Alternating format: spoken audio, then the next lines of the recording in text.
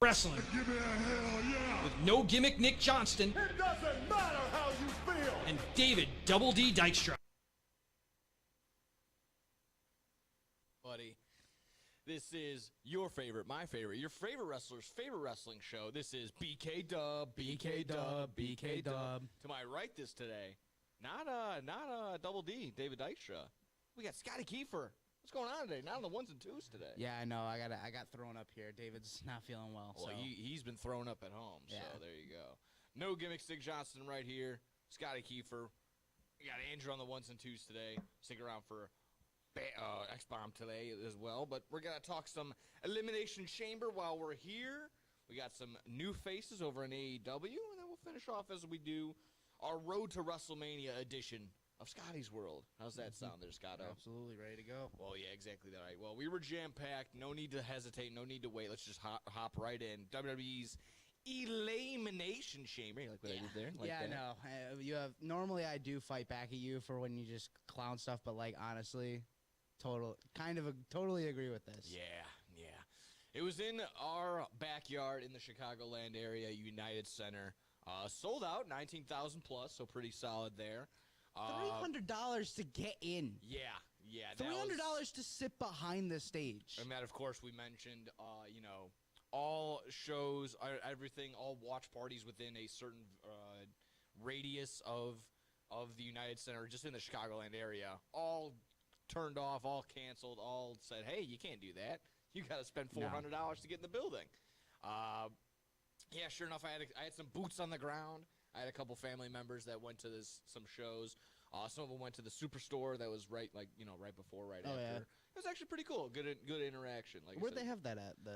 I don't know the exact street, but it wasn't very close. Okay. It wasn't very close to the United Center. So I was like kind of thinking about it, but I was like, I'm tired. Are you surprised they also didn't do a Raw or SmackDown here? Actually, yeah, I was actually very surprised that there was. I was thinking about that. I'm like, where's SmackDown? Is it not in the Allstate? No. Oh.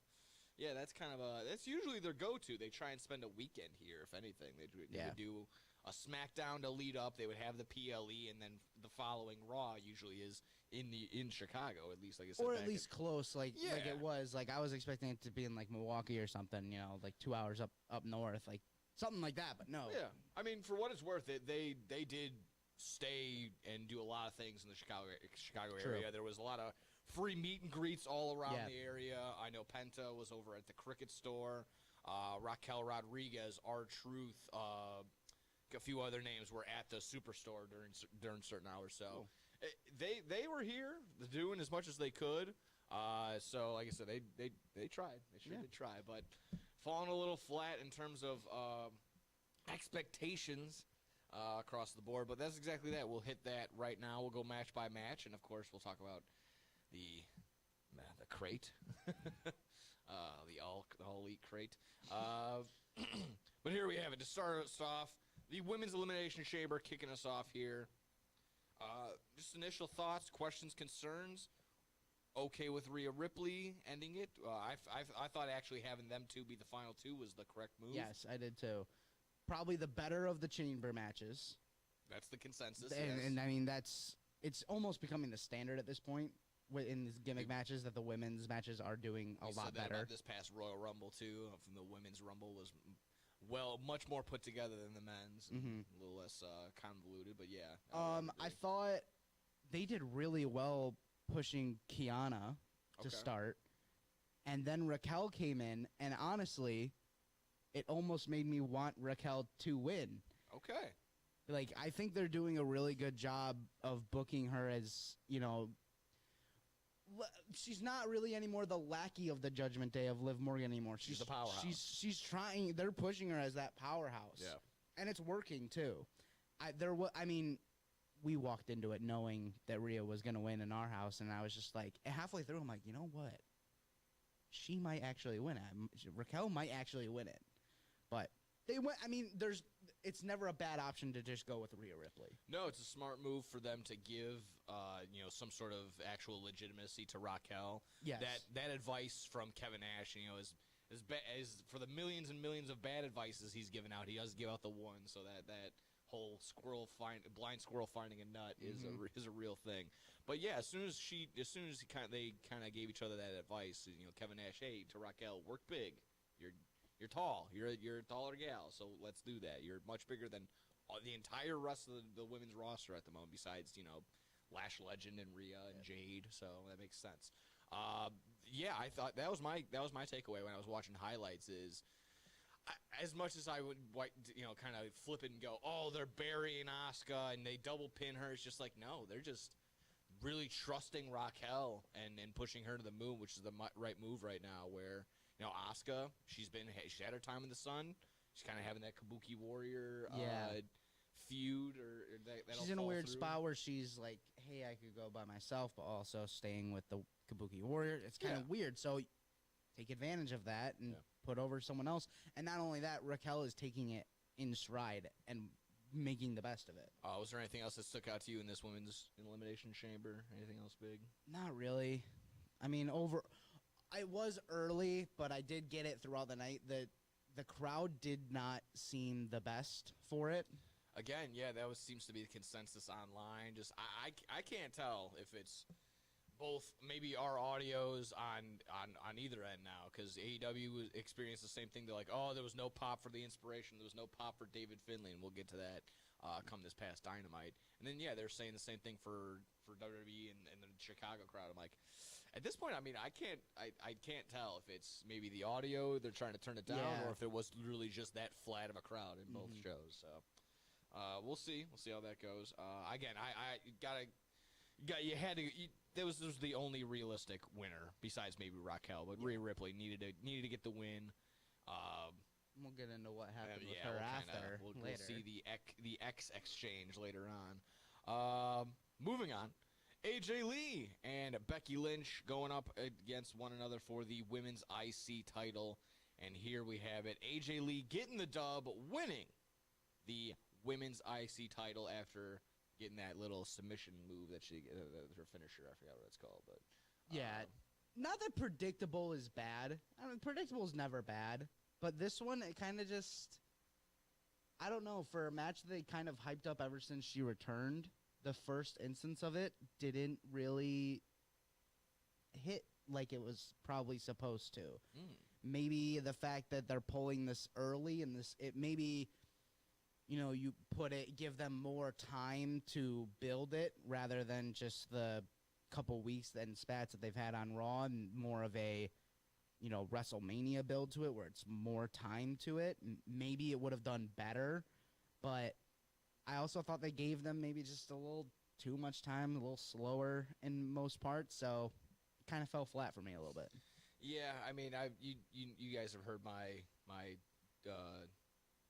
concerns about AJ Lee. I don't think was ever really able to go, and everyone's like, oh, but she carried the women's division in the 2000s.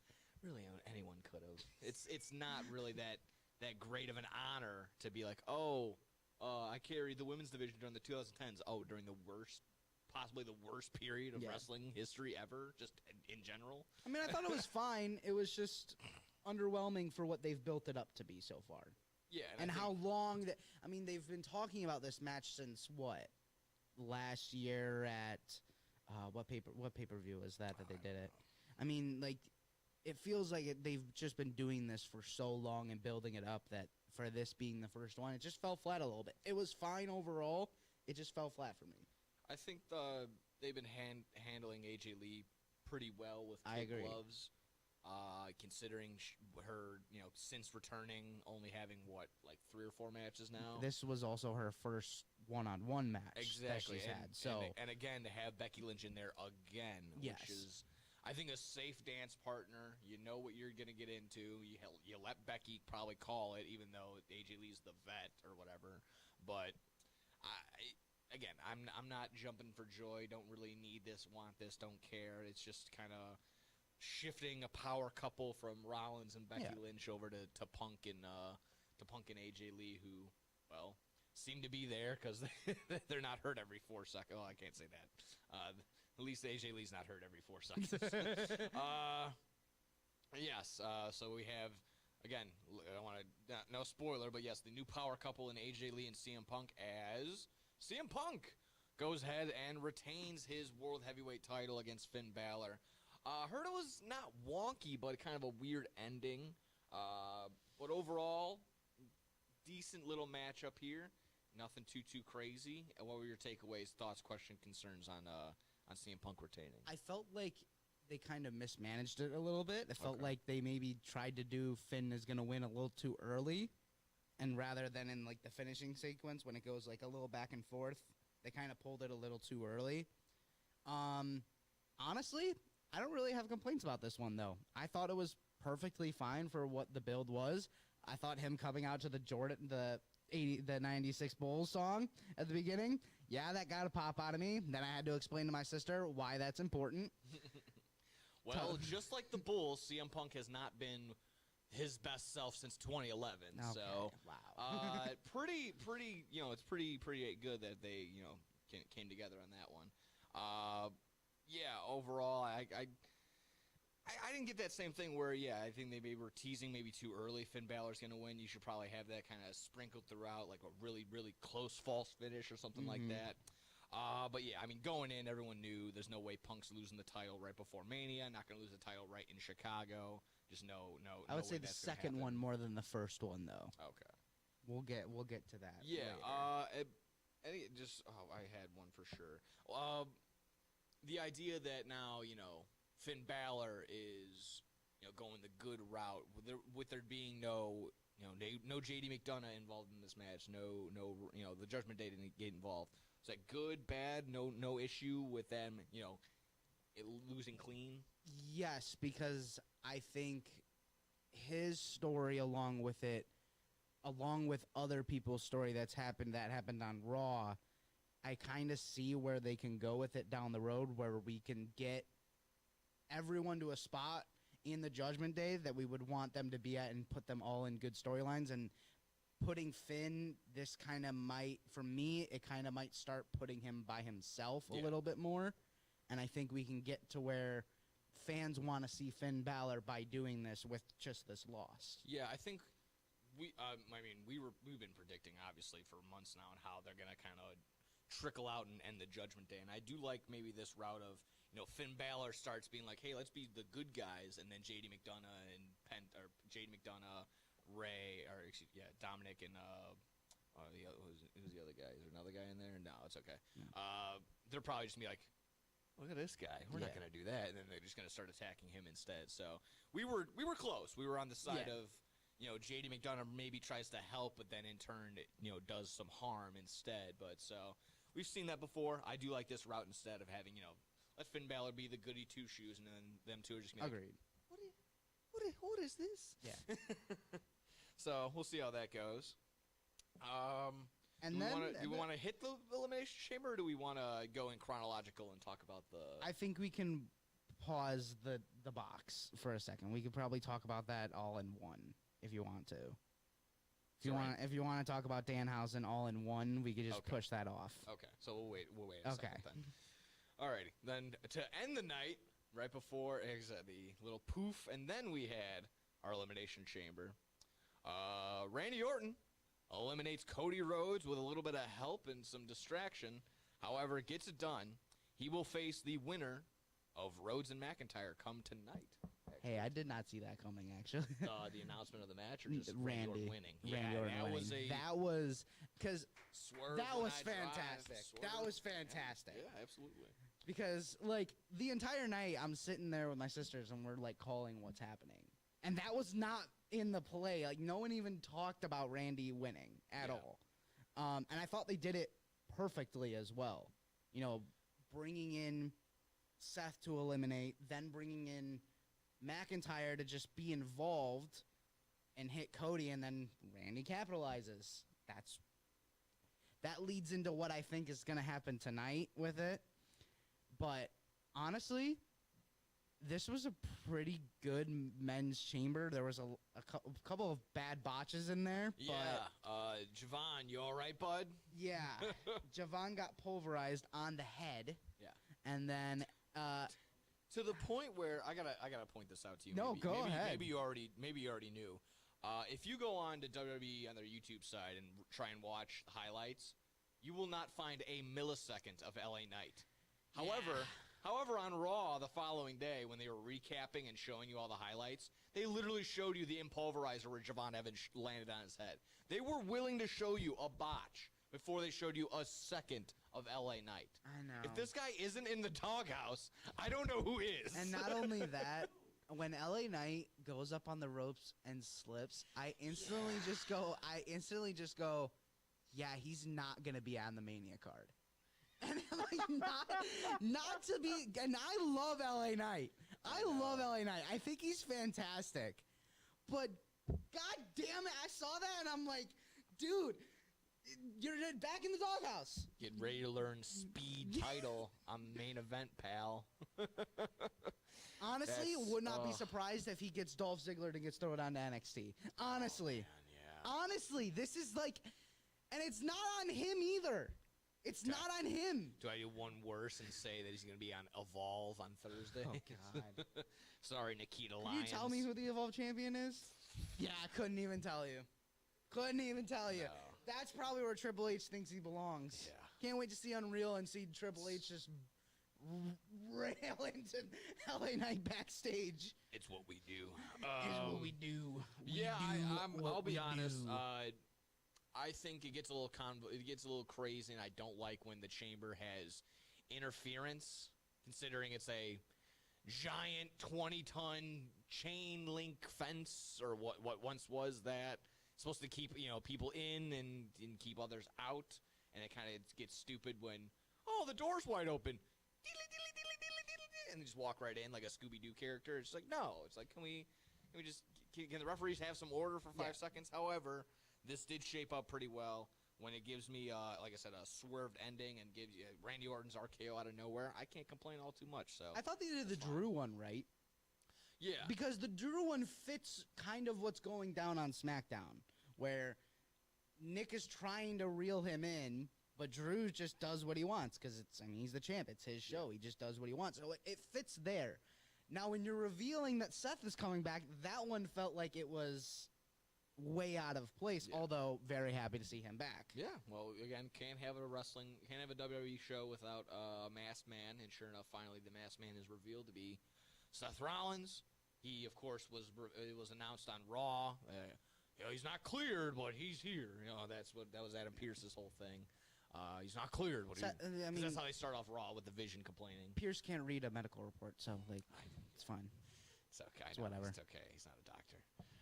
But sure enough, there you go. Randy Orton winning the Chamber, and tonight they will decide if it's Cody Rhodes, if it's McIntyre, or if it's both. Going to be heading over to WrestleMania, and maybe with a lingering Jacob Fatu. We'll see how that rolls in. So that was the Elimination Chamber, minus, of course, an appearance that we'll get to in just a second. Overall grades, just biggest flaw, biggest winner, loser. Like, honestly, throughout up until the men's chamber, I was like, this is falling flat. Yeah. It felt like honestly, it probably would have been in like the D category, but I think the swerve at the end pushed it over a little bit higher for me, like a C minus, D plus. It wasn't anything groundbreaking, wasn't anything special.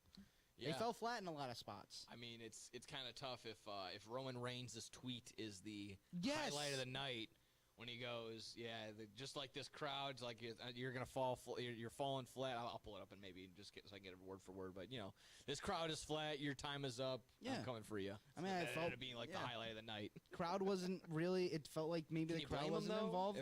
No, they didn't put on other than entrances. There was no real product out there for them to get excited about. And sure enough, there was the big reveal right before the main event. This was the big hullabaloo. They've been pushing it for about not too long, about 2 weeks now. Yeah. And sure enough, out comes the box. Inside is not only it's a coffin after Nick Aldis and Adam Pearce kind of fake pry open the door. Unfortunately, you can kind of see the light and the fan and the little draw thing behind it. So, and then out comes like 8 dancing gals, all dressed up like Danhausen. Scary stuff. scare scuff. Ah. And sure enough, out comes Danhausen. All 5'8" of them. Danhausen coming out to the most Def Rebel-y song of all time. It was bad. I know that you get on me for harping on it, but Jesus, this was brutal. It was bad.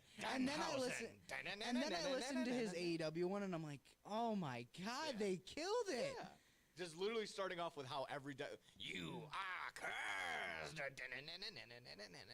Like, if he was hosting Svengoolie, this was fine. If WWE and like the U are gonna have a partnership, and he's like just gonna host old cheesy 70s horror movies, all for it. But this is WWE. You can't. He was already small in AEW. Yeah. And now you're coming over here, and you're gonna look at guys like McIntyre, and Gunther. But I want to I agree with you. The boos were not really for him. Yes. They were for this should have been someone else, or should have been in a different spot. Why is this right before the main event? Yeah. Why are you making Danhausen this huge spectacle?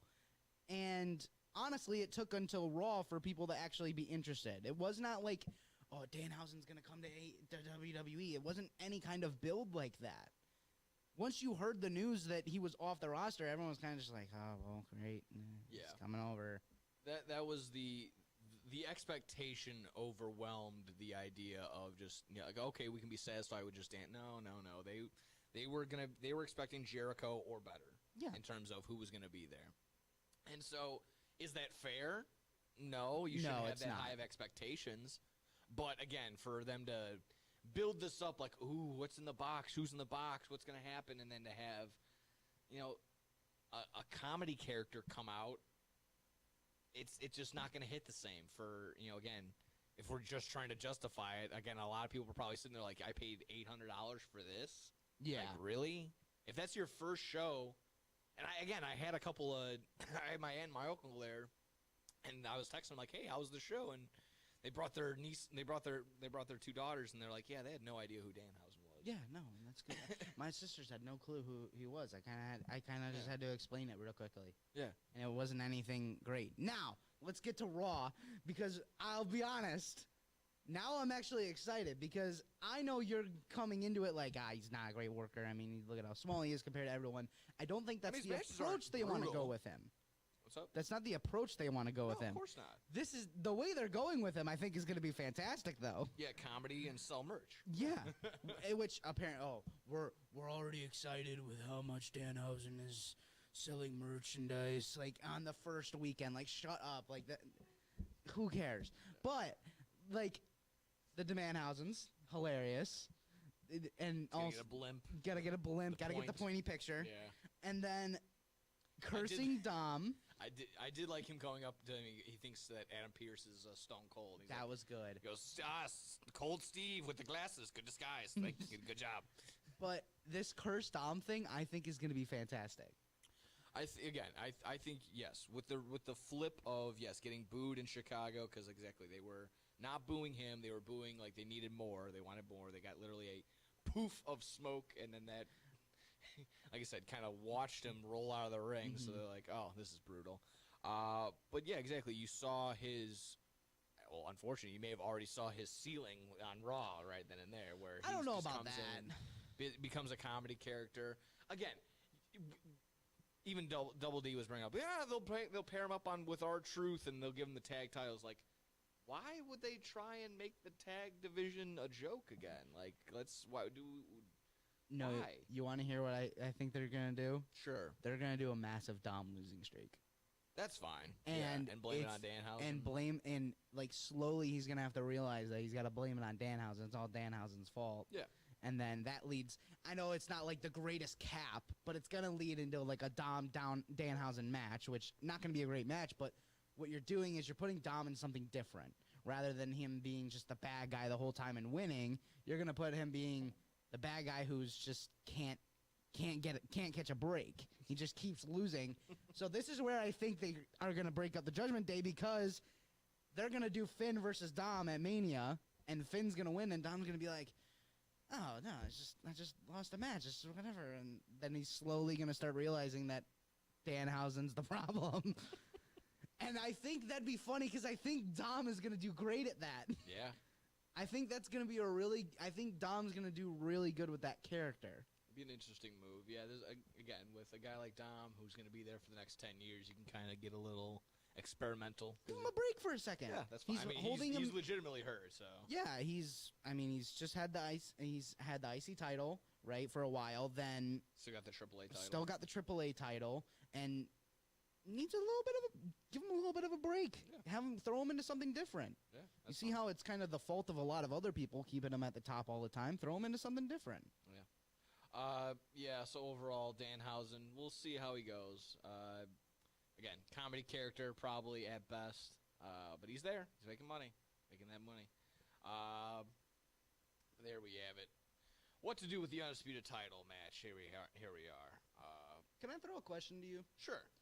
Reports are saying that Drew McIntyre on SmackDown being the champion has led to 30% higher ratings and 20% more attendance. Okay. Since he's become champion. Wow. All right, that's a pretty nice little number. And with this match tonight, I think they're giving the title back to Cody. That's a bad decision. And they want to do Cody versus Randy, which they have teased ever since he came back, basically. Or ever since he won the title in the first place at WrestleMania 40, they've been teasing a Randy Orton match. Yeah. That's the rumors I was able to gather, and are rumors or / like whatever, dirt sheets that know. Gathering that Randy Orton versus Cody has been on the books basically set since January. Mm-hmm. So again, hearing that, and of course wanting to have Drew McIntyre as champion still. I don't really like how this is shaping up. I don't either. I mean, I would prefer it be a multi-man. I prefer something like that, but this is I'm not really too keen on this. What do you got?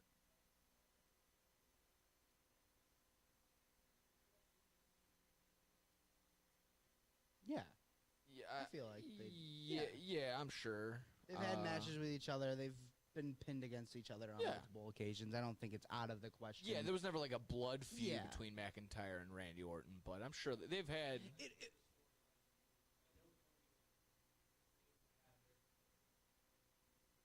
Yeah.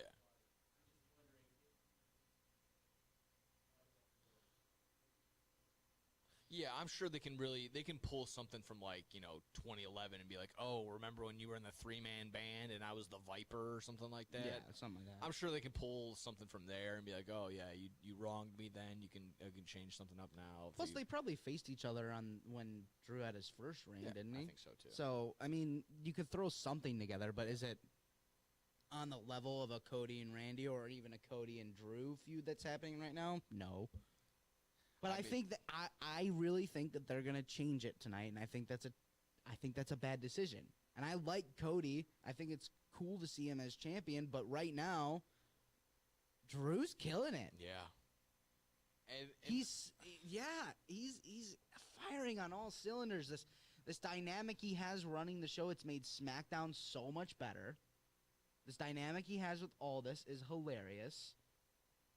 That's it boils off to the post-show Elimination Chamber. And that's my other thing, where people are just like, oh, it's fine. He'll lose it, and then he'll face Nick Aldis at WrestleMania. No. Why? Who wants that?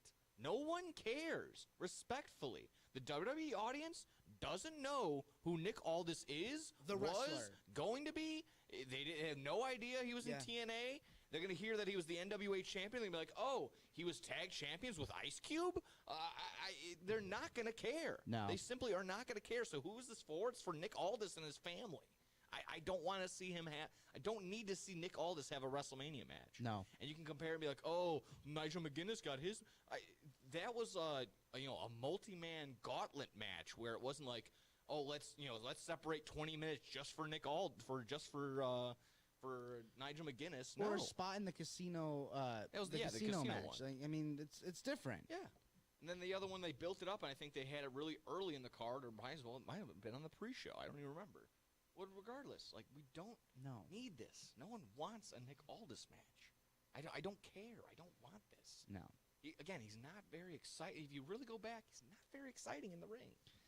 It's just And it's going to be your Mania match. You're going to put that at Mania? You're going to put a 7-minute match like that at Mania?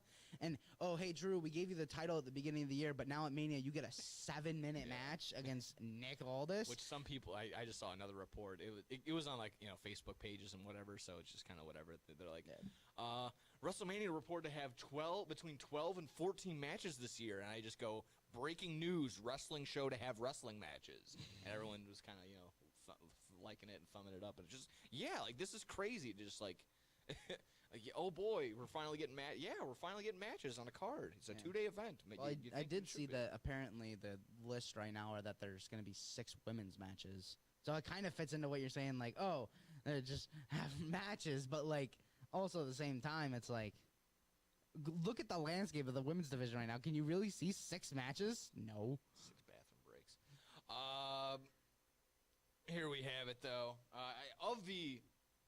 We're basically set in our 4 world championships. Yeah. We have our undisputed, kind of not set. You kind of know where you're going to be at. You can guess where you're going to be at with that one. So of the current title setups of Roman versus Punk, Liv versus Vaquer, Cargo versus Ripley, and then Orton versus either Rhodes, McIntyre, or maybe Fatu. We'll leave it up in the air. Which are you most excited for? And which maybe, needs a bigger push, needs some more oomph to it? Punk and Roman is absolutely killing it right now. Yeah, okay, that's fair. They're, like, they should have had Penta be the main event on Raw to win that title. But no, you have Roman and Punk go out there and absolutely kill it and steal the whole show. They are killing it right now. Yeah, not very often am I a fan of, the talking segment being the main event, but, when they do execute it like that, you can still do it.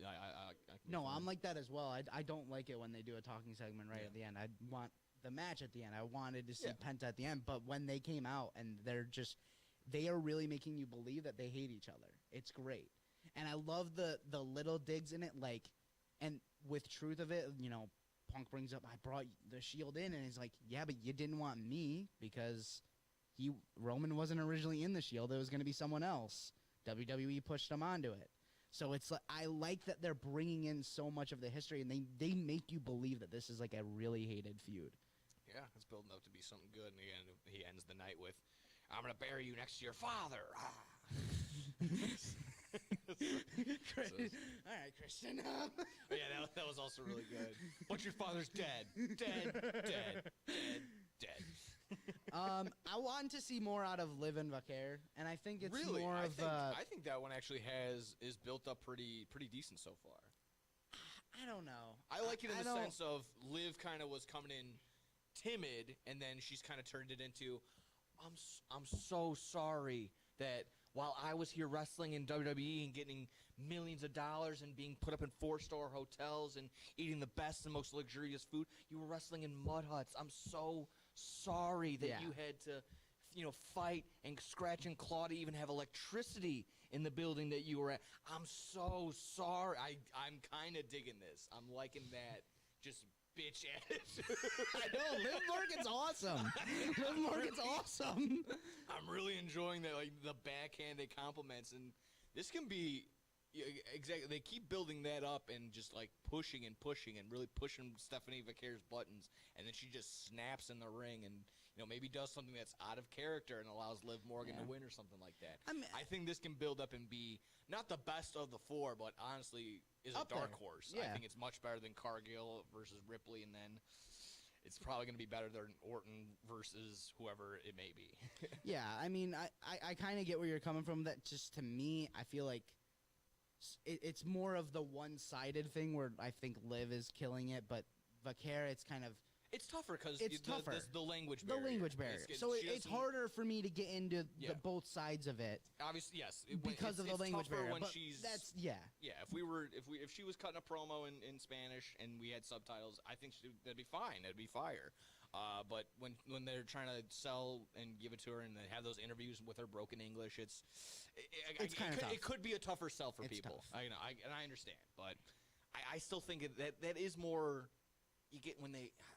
I don't want to sound like it's rude, but it's when they do sound stuff out and they can have that timing, like it still can hit. Yeah. Like when they swear or something like that, like I hate you, like when they say something like that. Like I think it can build up and be very good. And so. I think their match is going to be fantastic. Oh, as exactly. Well, I think of the 4, they probably will have. Now, Jade and Rhea. Yeah, this one's good. Let's go right into this one, folks. And shooting from half court, Piper Niven coming into it. I didn't hear about that one. Yeah, Piper Niven also fill was me saying in. stuff Fill me about on it. that one. Yeah. Yeah. I mean, you've been. I kind of want to know where you're at with it because you've been so critical of Jade since she came over, and Rhea brings up very valid points. Yeah, so I'm trying to gather it all together myself of what exactly was said back and forth. I'm trying to just remember. So, yeah, because it all got like taken down and stuff. Yeah, And exactly. Trying to feed it all back. So yeah. did it initially started with Rhea tweet something? It started with Jade. Okay. Jade accused first, and she was like trying to pity herself as well at the same time. It was kind of weird. Yeah. So I feel bad for me, and it's like, no. You can stop me as soon as you think it makes sense. In a series of posts that were exchanged on X, the two women took jabs at each other, and things got personal when Cargill accused Ripley of hanging around the WWE creative team for a long time to get all the WrestleMania main event opportunities she's gotten over the past 6 years consecutively. This hurt Ripley, who later posted a story on Instagram asking Jay to learn how to work and not defame someone's character by breaking the fourth wall. Other wrestlers like Chelsea Green, Piper Niven, and Nia Jax also joined in posting and supporting of Ripley to take jabs at Cargill. I got what they said, too. It is debated whether the Twitter X war is a work by WWE to promote their match or real-life tensions to unfolding on social media. So here's what I think. I think this was they started as they worked themselves into a shoot. That's what I think happened. Working yourself into a shoot, brother. That's what I think happened because you had Chelsea come out and said, "Hit dogs really do holler." Well, one more time. Hit dogs really do holler. And then Piper came out and said, "Who said anything about you? Contrary to belief, the world doesn't actually revolve around you."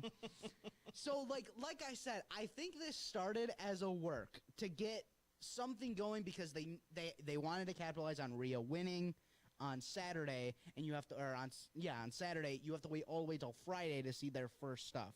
So they wanted to get something out there to kind of get you interested to go see SmackDown and not have it die off in the week. Yeah, they're and because I mean, you've said it, and Jade doesn't really have the best reputation. Just in-ring ability. In-ring ability, but with other wrestlers, and we've seen all of the reports of people getting hurt, coincidentally, right after working with Jade Cargill. I think they worked themselves into a shoot, and they actually started going off at each other. Yeah, that could be the case.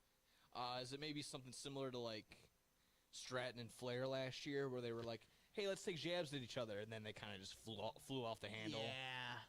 When Jade tried to be a little bit too big on herself and try to put herself too over, and same thing with Charlotte Flair, trying to, make herself look better than maybe the script says, and it goes off into it. It's now got me interested for what their feud's gonna look like and how real it might actually be. Yeah, this is Twitter fingers turn to trigger fingers, as they say in the squared circle. See how this unfolds, if they're gonna have another interaction. But yeah, that was I definitely can't agree with Jade on that one. Where you're talking backstage. No, how about you just watch a match and you'll be able to realize that Rhea Ripley is just head and shoulders better than everyone. How about you go back to NXT when people invaded the ring when Rhea won the title because they liked her so much? Yeah. I mean, like, come on. Yeah, unreal.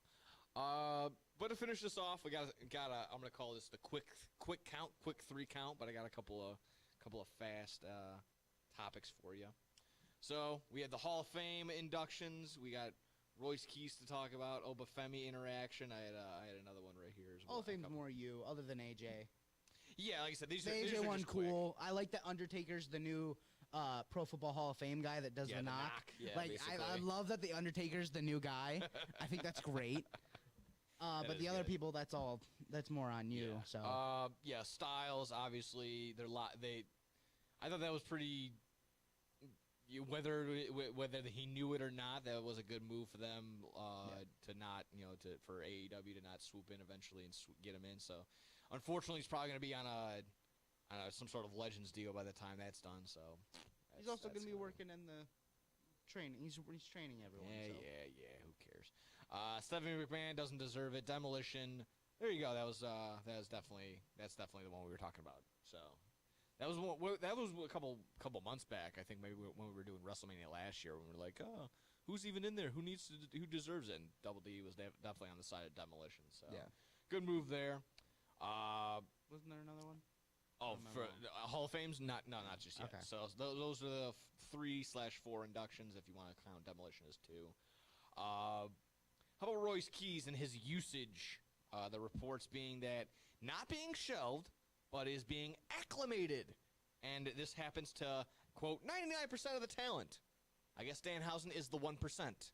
However, again, Royce Keys still going to be used eventually, but not right now. Any thoughts, questions, concerns on Royce Keys right now? I didn't really expect anything other than he was going to get shelved as soon as they put him on the Rumble. I was not expecting anything. I mean, they don't know what to do with him. Anything on, I don't know if you saw the edit that is made, I guess, the Netflix upload of Royal Rumble has a lot of audio taken out from Powerhouse Hobbs' introduction to the point where they don't even say Powerhouse Hobbs when it's like, it's Powerhouse Hobbs, like this, that, and the other. It's the They took all that out. Like, basically, it's just like, here he comes, it's Royce Keys, and it's just like nothing. That might be just because they're trying to not have him associated with AEW because WWE for some reason can't even just acknowledge that AEW exists. But whatever. Did you see anything about this, about Obafemi's fan interaction? Did you see about this? Did you hear about this? I have an idea where you could be going with this, but specifically what you're talking about, no. So, like I mentioned, all the meet and greets that happened this past weekend all throughout the Chicagoland area. This was one of them. Obafemi had an entitled fan come up to him. Apparently, this fan wanted him to hold pom-poms and kind of celebrate, which to her, like, written out little, big essay that she wrote online after I can't believe I'll never go to another WWE event again. I paid so much to do this, and they didn't want to do that. Apparently, again, that she's gone to other meet and greets and has the wrestlers holding the pom-poms, but Obafemi didn't want to do that.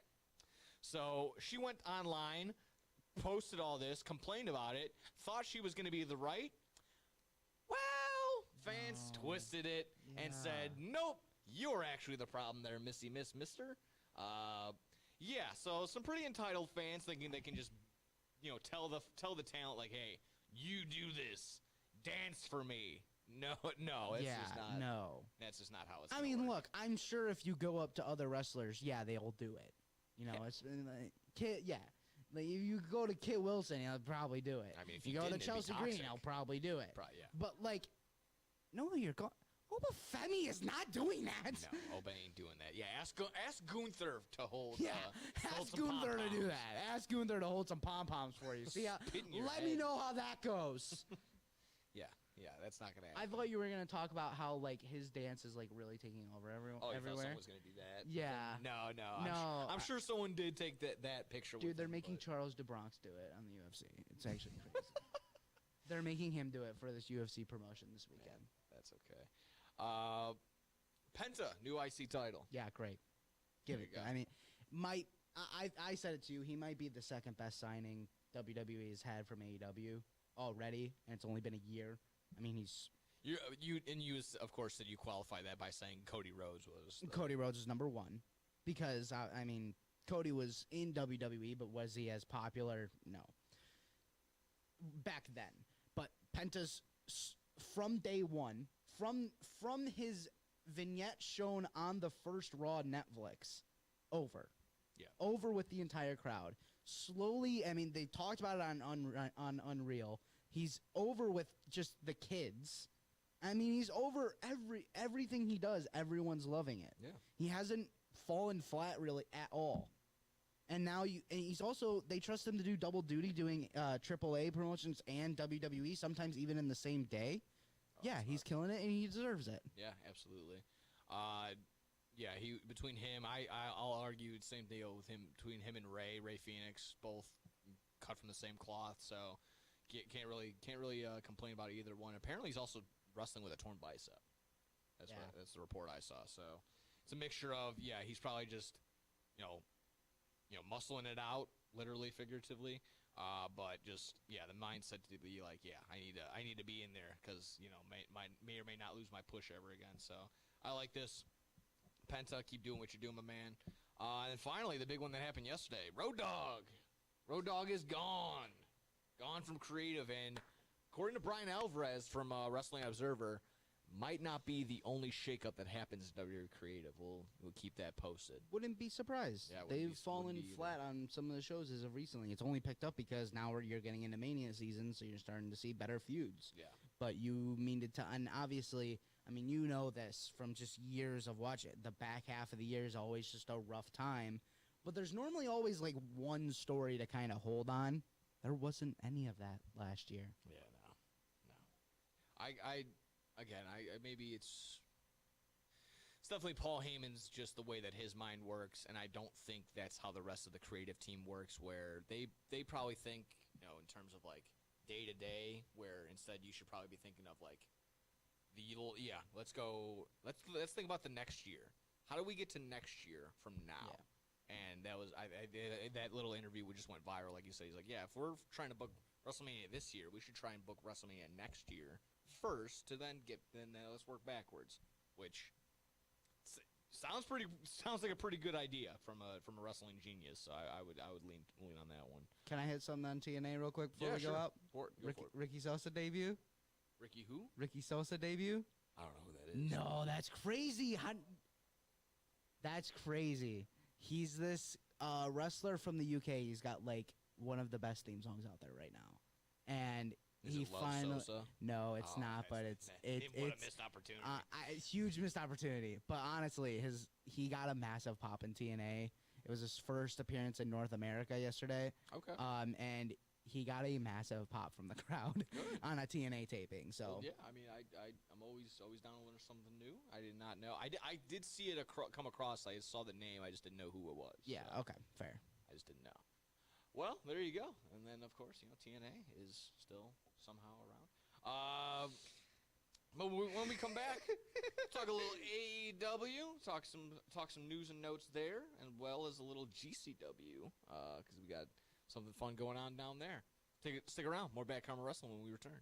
Throughout the 1960s, 70s, and 80s, Judy Finelli established herself as a masterful juggler and performer, making appearances everywhere from Carnegie Hall to Sesame Street. With her loving heart, she has brought warm smiles to children everywhere she has performed. She even started the San Francisco School for the Circus Arts, but shortly after, she was diagnosed with multiple sclerosis, and by 2004, she was completely paralyzed. In celebration of her accomplishments, and to fight the illness that had crippled Judy, a group of students from the San Francisco Clown College have compiled the perfect holiday present for those who want to laugh and to help those struggling with the illness. The goal has been set at $1 million raised, with 100% of any dollar made to be donated to the Judy Finelli Fund, which is helping find a cure to multiple sclerosis. Visit www.circuscenter.org to make a donation, or to purchase a framed naked clown photo or the full Naked Clown 12-month calendar.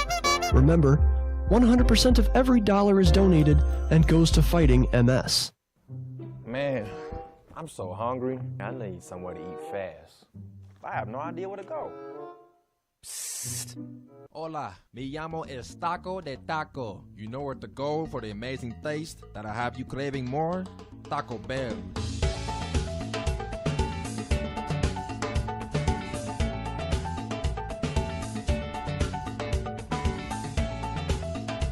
All right, can I get 20 tacos, please? You got it.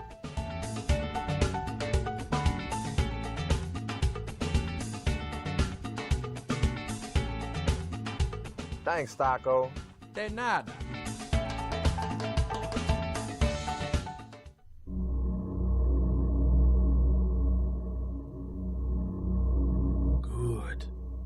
Good. That's it. Eat the tacos. Taco Bell. Live más. This is Bad Karma Wrestling Give me a hell yeah. with No Gimmick Nick Johnston It doesn't matter how you feel. and David Double D Dykstra. And we back. Bad Karma Wrestling in the building. BK Dub, BK Dub. Just talked anything and everything that was WWE Elimination Chamber, as well as Danhausen and a few, like I said, we're on the road to WrestleMania, folks, so Very cursed segment. it is a bumpy, bumpy road, indeed, filled with potholes. We got to swerve when we drive to get there. And sure enough, we will. Over to the AEW side of things, I mean, it's been pretty tame overall. It's just more build-up and more build-up. When you kind of get these in-betweens, when it's been a long time since the last pay-per-view, you had a Grand Slam in between to kind of fill the void, but Yeah. another week right before we get Revolution on the 15th? The 15th, yeah, the Yeah. Sunday. I do feel like the build to Revolution has been very tame. Yeah. It has not been, not exciting, but just not as much really going on. It's been nice and it's been a Yes. slow burn. It's been Yes. a nice slow burn. Which isn't a bad thing. Yeah, of course. It just hasn't been normal Yeah, for exactly. AEW. I know, it's a little weird right now where you're kind of, like I said, you're looking around, you're like, oh, they're really going to go this with Hangman, throwing up his, like, I'll never challenge for the title if I lose. You're like, oh, they're really going to go the Cody Rhodes route again. So, as a, for that reason, I got to kind of flip and be like, oh, I got to turn off my MJF fandom for a second and just be like, hey, let's just have this. Let's have Adam Hangman win, so it's not like so we have just like a guy lingering around forever. Well, that's gonna be a Texas Death Match. We'll get to that probably next week, obviously, because we'll go ahead and break down The entire card. Like I said, it's shaping up to be pretty decent. But a new arrival, yet another new arrival here in AEW land. David Finlay is all elite and is joining former New Japan Pro Wrestling members Gabe Kidd and Clark Connors. They're the dogs now. They are the dogs. The report was that he was not a fan of his NXT offer. He was going to be only on NXT, wanted a main roster offer, was not getting that. So he split and went over to AEW. Is this a case of David Finlay trying to build up his resume in AEW to go back to go over to WWE? Who knows? Or is he just going to actually settle in and enjoy his time here? As of right now, I like this matchup, this pairing of Gabe Kidd, Clark Connors, and David Finlay.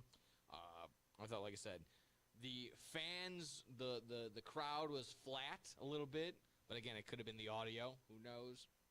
But out of nowhere, like I said, after Orange Cassidy and Orange Cassidy and Oh shoot, yeah. No, I'm drawing a blank too. Oh, Darby Allin went ahead and won the tag match. Out comes David Finlay, takes the shillelagh to the leg or hits Orange Cassidy in the head with a shillelagh. I think he takes out Darby Allin's leg. And sure enough, we have David Finlay in AEW. Thoughts on him going from, we even said here, NXT wouldn't be a bad fit, but sure enough, he said, nah, fam, AEW, that's where I'm at. What Fair. are you thinking? Put it on yourself to prove that you could have done better than an NXT offer. Okay. And I think this is actually probably the better move for him as well. I think there's a lot they could do with it. I do want to mention that they do have 3 members of the Bullet Club on their roster now. Sure do. And with not running out of time, Kenny Omega, but the days are definitely limited. I mean, you're bringing over these guys. That's something they could do before he goes out. That is true. And I think the prospect of what he could do is so much better in AEW than it would have been in NXT. And that goes for a lot of people that come over, but he's different though. I think that reaction that came out on Wednesday was, I don't think that represented how good this could be for AEW. I think so too.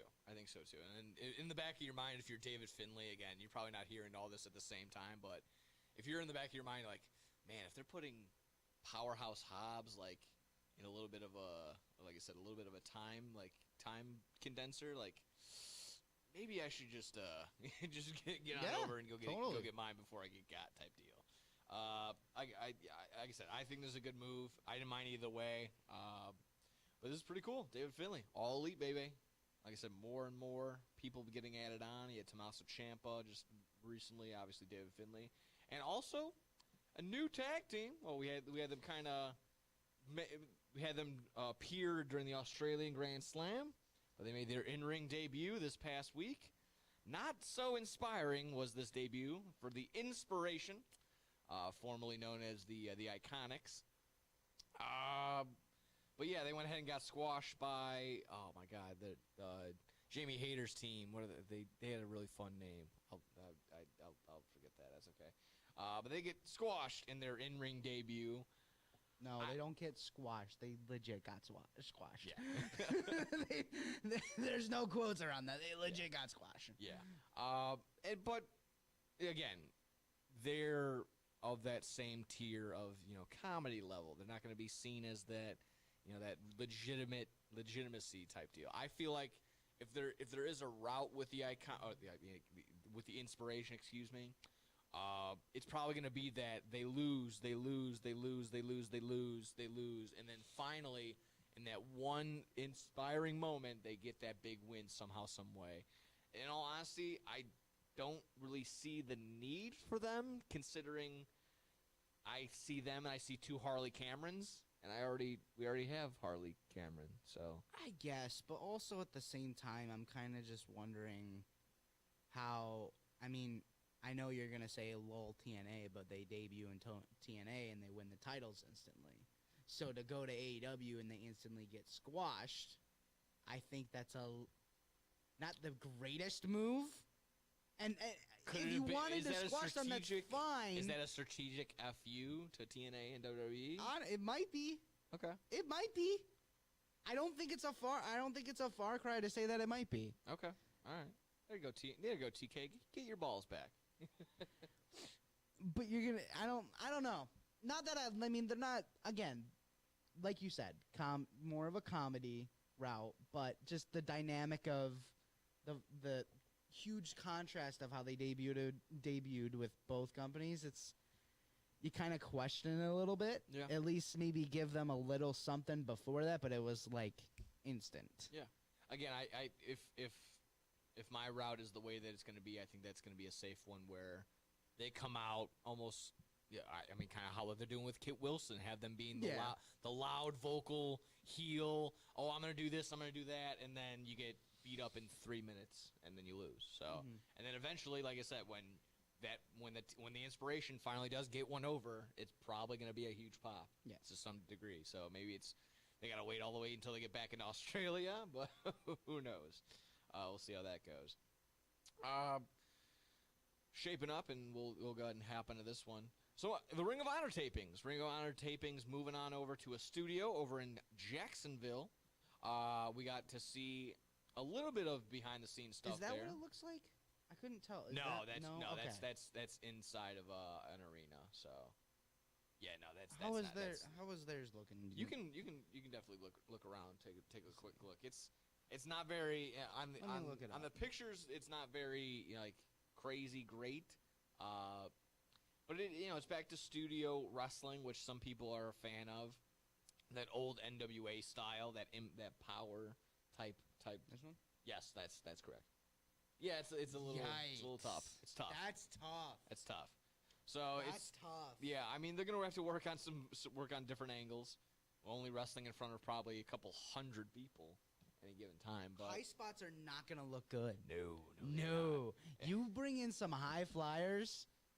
Yikes, that's gonna look They might bad. bonk their head on the ceiling. Oh, that's but not yeah, good. fans are mixed on how it looks. Like I said, I think this is all for what the report was I just read up on. Let me see who had it up. But they were basically saying that.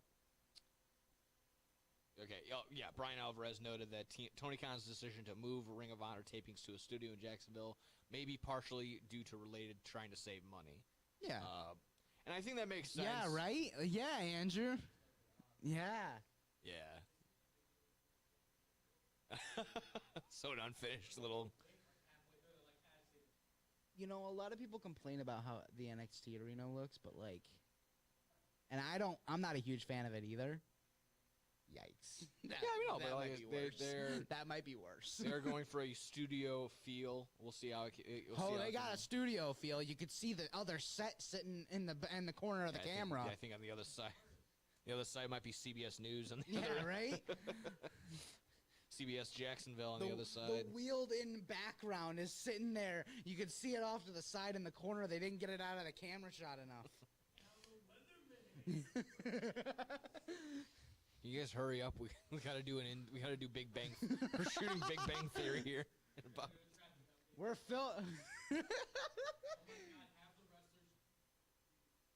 That would be good. We're filming George and Mandy's first marriage here. Well, have you ever? I mean, kind of unrelated. Have you ever seen the Suplex Duplex Complex?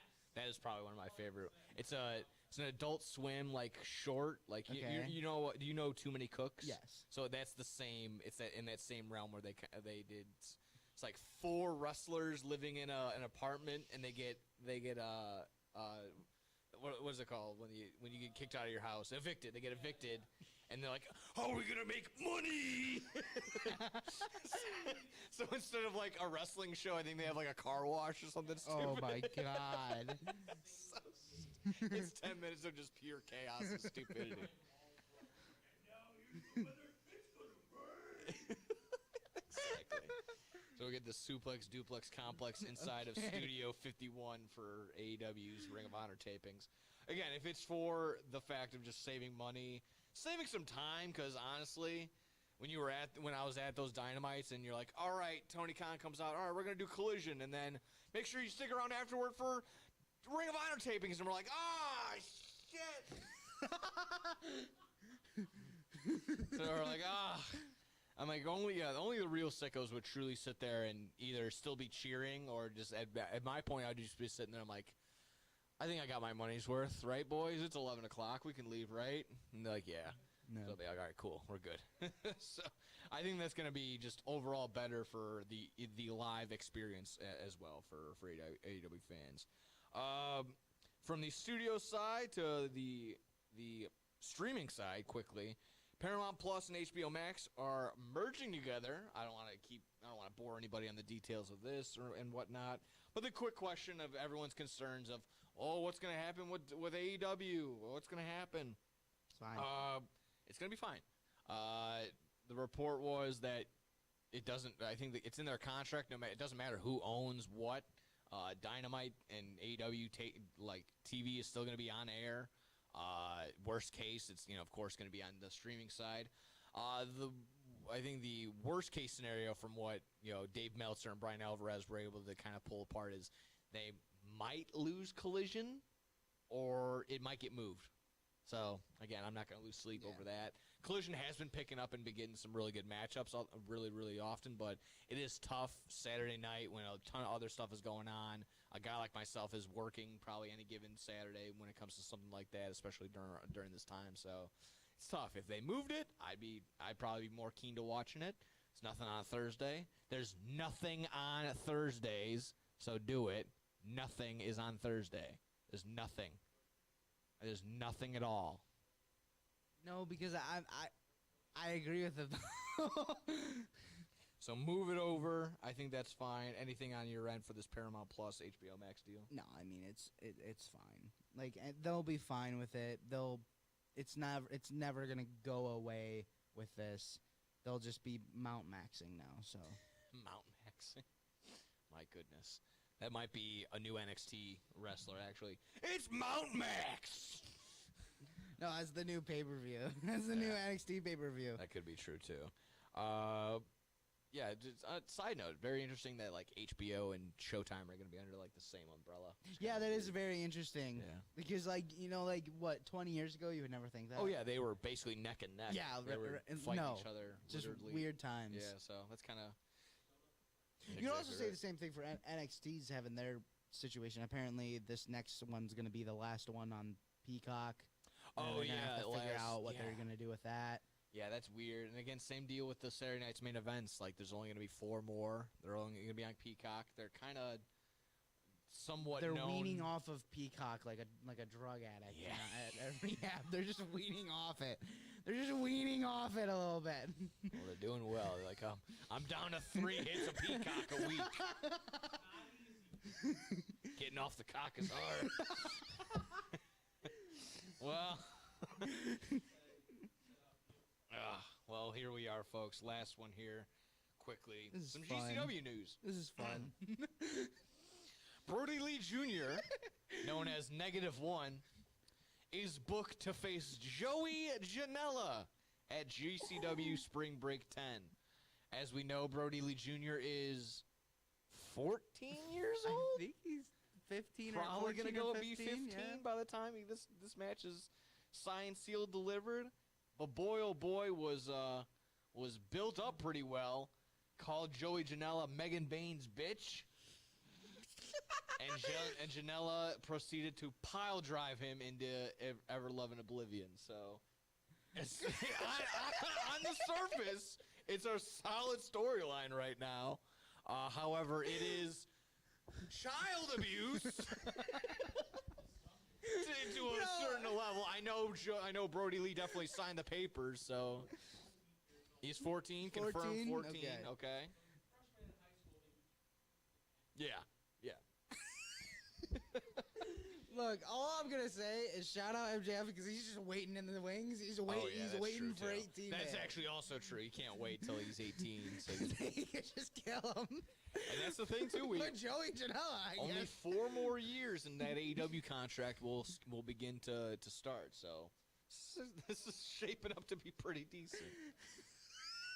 No, you can't believe this. Like, Yeah. This is crazy. So Joey Janela leading the way, trying to book Spring Break 10 against -1.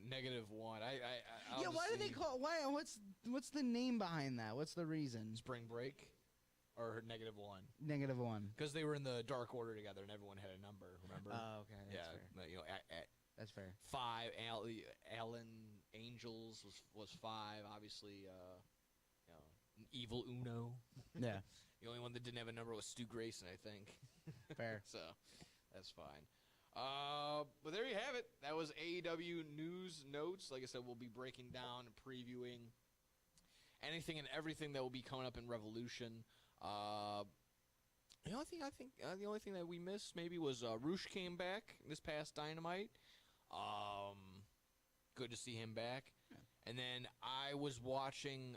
I had it muted because I was watching something else when they were talking, so I actually paused it, and I was gonna go back and replay it, but it looked like that Swerve and Brody King little feud is gonna be looking pretty decent. I think that's gonna be fine. That's gonna be fire.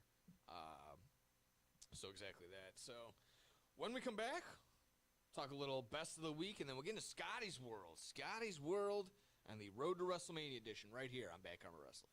Throughout the 1960s, 70s, and 80s, Judy Finelli established herself as a masterful juggler and performer, making appearances everywhere from Carnegie Hall to Sesame Street. With her loving heart, she has brought warm smiles to children everywhere she has performed. She even started the San Francisco School for the Circus Arts, but shortly after, she was diagnosed with multiple sclerosis, and by 2004, she was completely paralyzed. In celebration of her accomplishments, and to fight the illness that had crippled Judy, a group of students from the San Francisco Clown College have compiled the perfect holiday present for those who want to laugh and to help those struggling with the illness. The goal has been set at $1 million raised, with 100% of any dollar made to be donated to the Judy Finelli Fund, which is helping find a cure to multiple sclerosis. Visit www.circuscenter.org to make a donation, or to purchase a framed naked clown photo or the full Naked Clown 12-month calendar. Remember, 100% of every dollar is donated and goes to fighting MS. Man, I'm so hungry. I need somewhere to eat fast. I have no idea where to go. Hola, me llamo Es Taco de Taco. You know where to go for the amazing taste that'll have you craving more? Taco Bell.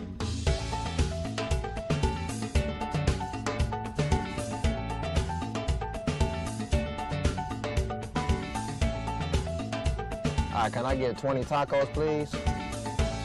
You got it.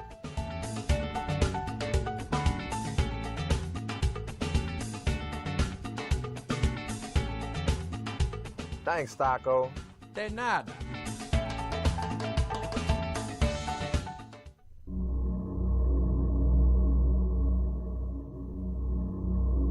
Good. Good. That's it. Eat the tacos. Taco Bell. Live más. This is Bad Karma Wrestling Give me a hell yeah. with no gimmick Nick Johnston It doesn't matter how you feel. and David Double D Dykstra. And welcome back, everybody. Bad Karma Wrestling in the books. Speak it up. Big dip, big dip. No gimmicks, Nick Johnston. Scotty Kiefer to my right, ready to rock and roll. We got our best of the week as always, but we'll finish that off. Well, let's all cap it off. But Scotty, you're here at the table. What's going on in Scotty's world this week? So I'm going to be giving you the last 10 WrestleMania main event matches. We're on the road to WrestleMania, so from now on they will be themed around WrestleMania. Today I got the last 10 main events. Okay. I want you to rank them. I'm going to give you them in different order. And you can flip it around as stuff. So as you're writing down your list right now of 10, you might just want to hold it off to the side until you can really lock it in there. I'm writing it down so I Yeah. can just even remember. Knowing me, my brain's gonna forget. So. So we'll start at 37. Night 1, Bianca and Sasha Banks. Okay, Bianca and Sasha. Be honest, can't really remember all too much from it, so I'm sure it was fine. Just kind of like a just a workhorse match between the two. So. And then the next night was Roman versus Edge and Daniel Bryan. Okay, not the best. Roman, Daniel, and Edge. Yeah. Best ending either. Yeah, exactly. That's gonna be my front runner for number 10 right now. 38 night 1 was Stone Cold and Kevin Owens. Wow, never mind. That might be number 10. Really? Okay. Yeah, I mean, that wasn't the best. And then the night 2 was Roman and Brock Okay. for the both titles. Okay. 39, you got the Usos versus Kevin Owens and Sami Zayn. That one actually wasn't that bad. And then obviously Cody versus Roman 1. Yeah. 40, Cody and Seth team up versus The Rock and Roman. The Rock and Roman Express. And then the next night, Cody and the Avengers versus Roman. Oh, man. Okay. Then you got 41, Seth versus Roman and Punk. And then Cody versus Cena night 2. So walk me through it. You got the 10. Walk me through where you're putting everyone in that top 10 list. Oh, man, that's brutal. Okay. I'm going to need, after Usos KO, after that was Roman and Rhodes. We're not the first one. Okay, hold on.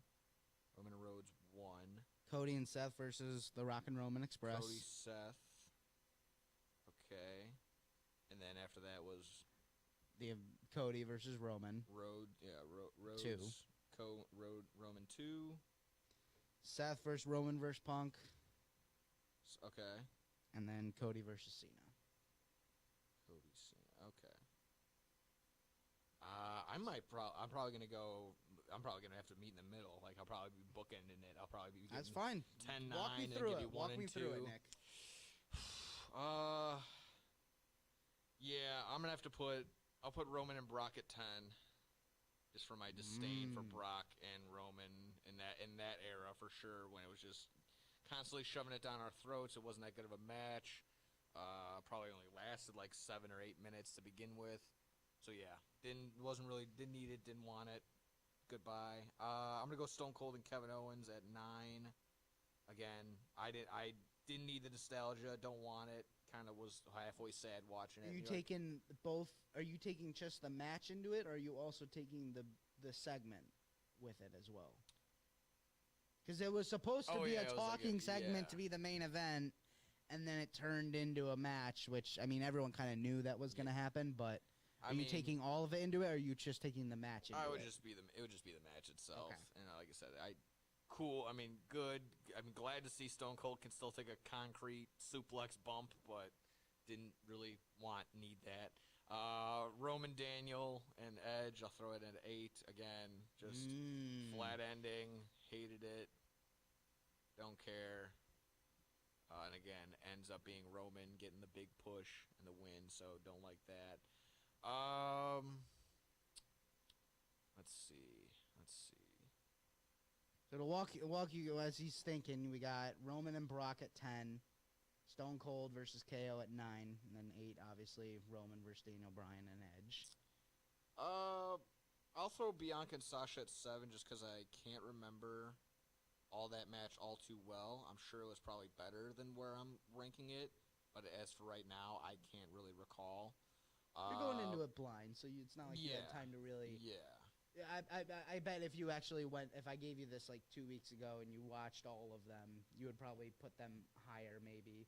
And maybe some of the other ones as well, but, you know, just hearing it, that's fine. I don't really blame you for it.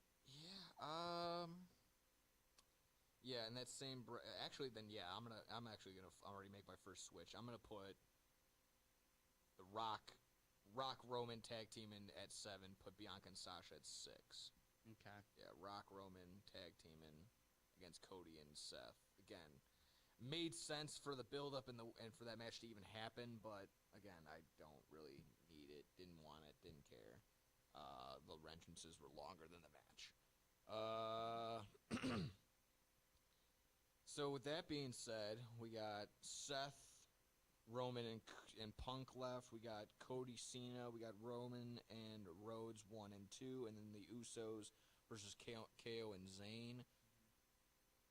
I mean,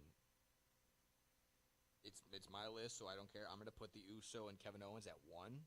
That's fair. I think I mean, it's up there for one of the best tag team matches at WrestleMania. It's up there. In so terms I don't of blame actually good match and the almost, you know, curtain call, like, you know, the embrace of having these two longtime best friends winning the big one together after, you know, they battled it out, had so many great matches in Ring of Honor, they had the great matches in their NXT level too, and then to get to the big show and have them win it all together, I think that has to be number 1 for that reason.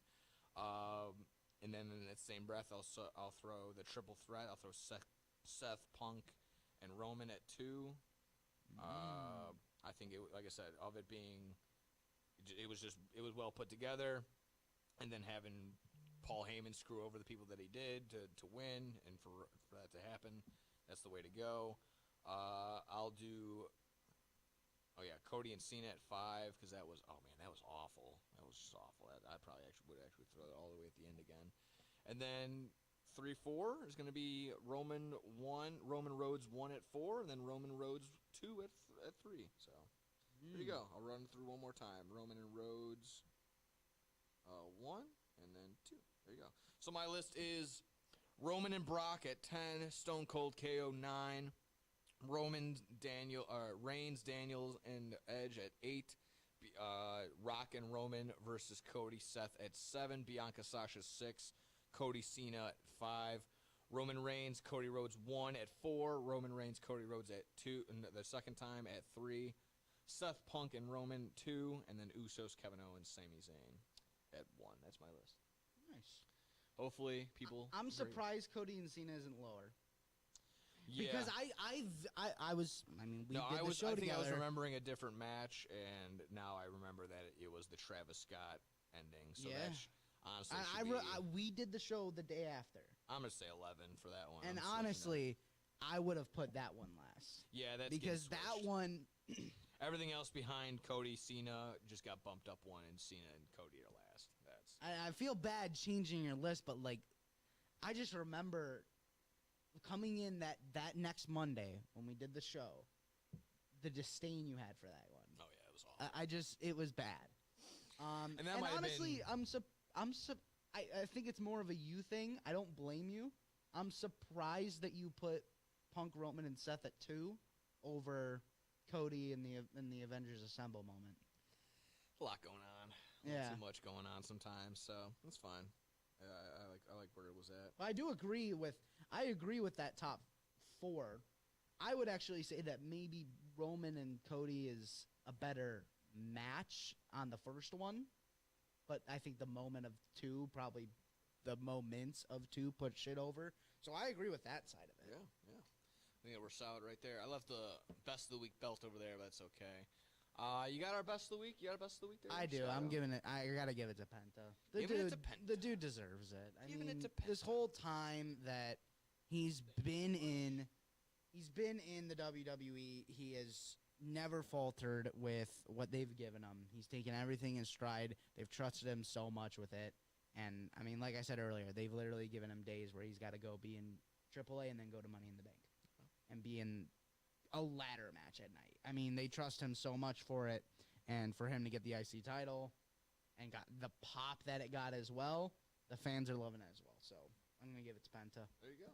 There you go. You got one, Andrew? Giving it to Randy. Winning the chamber.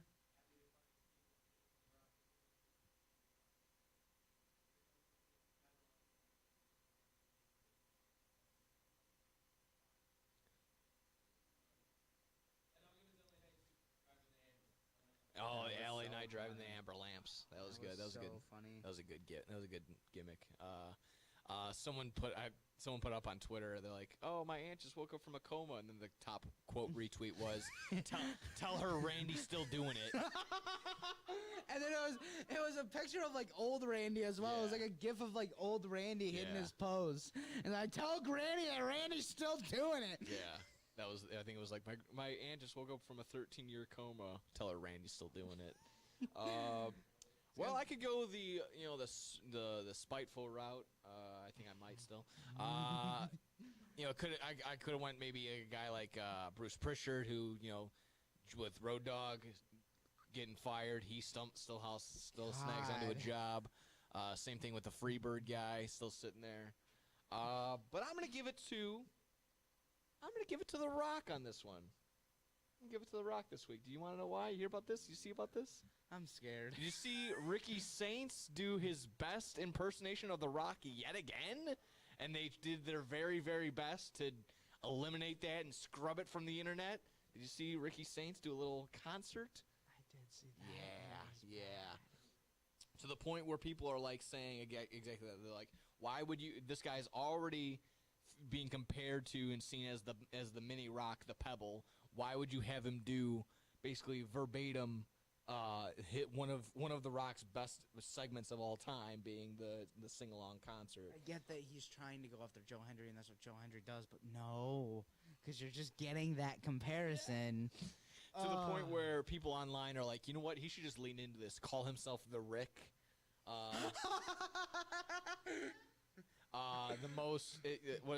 The most electrifying. He says the most electrifying. He can be like the most exciting wrestler of all time.